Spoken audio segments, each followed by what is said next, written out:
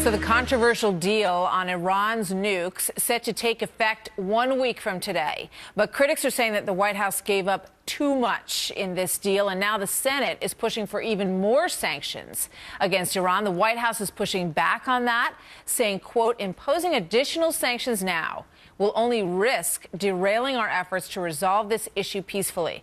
And I will veto any legislation enacting new sanctions during the negotiation. Those strong words from President Obama on this. Wyoming Republican Senator John Barrasso is a co-sponsor of this bill, and he joins me now. Senator, welcome. Good to have you here. The president's in a tough spot on this. I mean, he went out there, John Kerry went out there and negotiated what they thought was a really groundbreaking deal with Iran that they feel will move forward in the dialogue and eventually force Iran to basically disassemble any nuclear efforts that they have.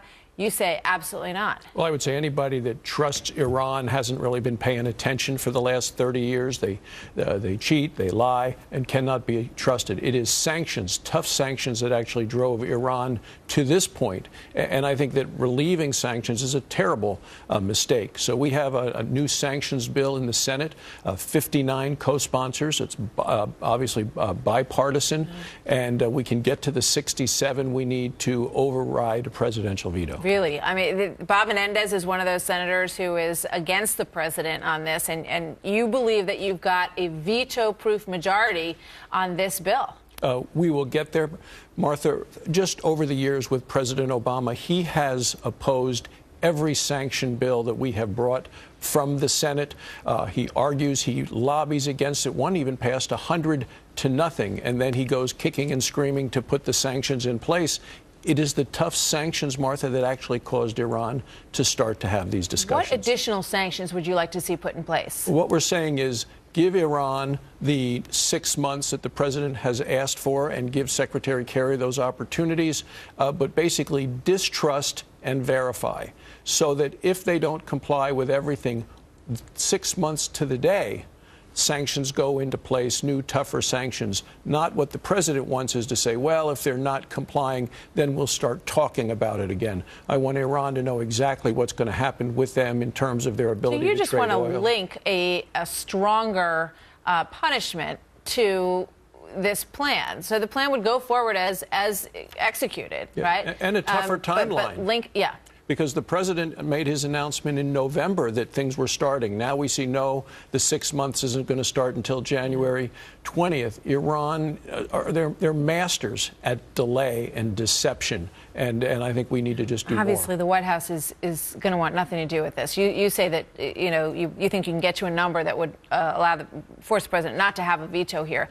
But they see this as a tremendous legacy issue for him, that he has brought Iran to the table, and that we're going to start discussing the dismantling of this program. John Kerry, really laid his heart and soul into this as well. How's that going to work out? I visited with Secretary Kerry about that in Israel a week ago. I think he knows that Iran can't be trusted. I think the president said it's just a 50-50 chance of working out. I don't even know if it's that good, but that's why I want these sanctions to go into place immediately if Iran doesn't comply, and the world needs to know that. Iran needs to know that, and I think that's the best way to protect us, because Iran is already using the agreement to their own advantage. They are continuing to do research and development on centrifuges, a new generation which can spin faster. So they've shown no signs of halting their progress. You were just in Israel, and you spoke with Benjamin Netanyahu. What is his take on the president at this point and this deal? It seems that the relationship between Israel and the American president is more rocky than any time over the past 35 years. Obviously, people around the world are worried about a nuclear-armed Iran, and it just seems that the president is less committed to be real clear on his concerns. I just think that the president's too willing to try to give away things that he shouldn't. That's one way to put it. But I think you have to just take a look and see what Iran has been doing over the last 30 years to know they can't be trusted. And yet this agreement does nothing about weaponization, about warheads. And I think it allows Iran to get away with much too much. And I think it gives up much too much with the sanctions that are in place that drove them to the table in the first place. They're going to have $6 to $7 billion more dollars in a relief of sanctions. And I think it's just giving away too much. Tense situation for the White House, and we're going to see how this vote goes. Senator, thank you. Good to see you in New York as always. Thanks for coming by. Thanks, John.